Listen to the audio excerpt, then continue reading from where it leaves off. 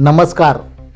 शहाद्यात विवाहितेची आत्महत्या प्रकरणी पती व त्याच्या प्रेयसी विरोधात गुन्हा दाखल. शहादा शहरातील रमकुबाई नगर परिसरात एका विवाहितेने घरात गळफास घेऊन आत्महत्या केल्याची धक्कादायक घटना उघडकीस आली असून या प्रकरणी शहादा पोलीस ठाण्यात पती व त्याच्या कथित प्रेयसी विरोधात आत्महत्येस प्रवृत्त केल्याचा गंभीर गुन्हा दाखल करण्यात आला आहे. या प्रकरणी शहादा पोलीस ठाण्यात फौजदारी गुन्हा क्रमांक 23/2026 अन्वये कलम 108, 85, 115 प्रमाणे गुन्हा दाखल करण्यात आला आहे. या घटनेतील मयत महिलेचे नाव भाग्यश्री गौरव चौधरी, वय वर्ष 29 असे असून त्या रमकुबाई नगर शहादा येथे पतीसोबत वास्तव्यास होत्या.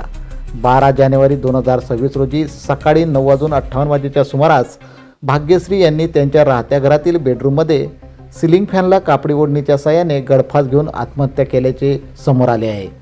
या प्रकरणी मयत महिलेची आई संगीता सुनील चौधरी, राहणार सीतानगर, नंदुरबार यांनी फिर्याद दिली आहे. फिर्यादीत नमूद केल्यानुसार मयत भाग्यश्रीचे पती गौरव जगदीश चौधरी, राहणार रमकुबाई नगर, सन 2015 पासून पत्नीला शारीरिक व मानसिक त्रास देत होते.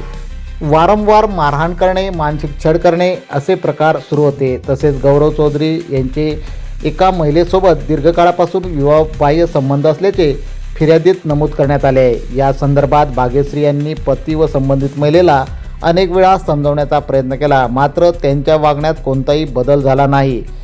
फिर्यादीच्या आर्थिक परिस्थितीची जाणीव असल्याने आई वडिलांवर ओझे नको म्हणून भाग्यश्री हिने आपल्यावर होणारा अन्याय अनेकदा लपवून ठेवला. मात्र सातत्याने होणाऱ्या मानसिक व शारीरिक जाचाला कंटाळून अखेर तिने आत्महत्येचा टोकाचा निर्णय घेतल्याचे फिर्यादीत नमूद करण्यात आले आहे.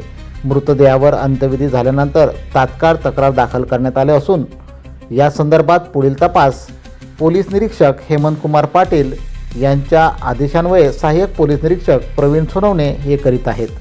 KTN news network, Shahada.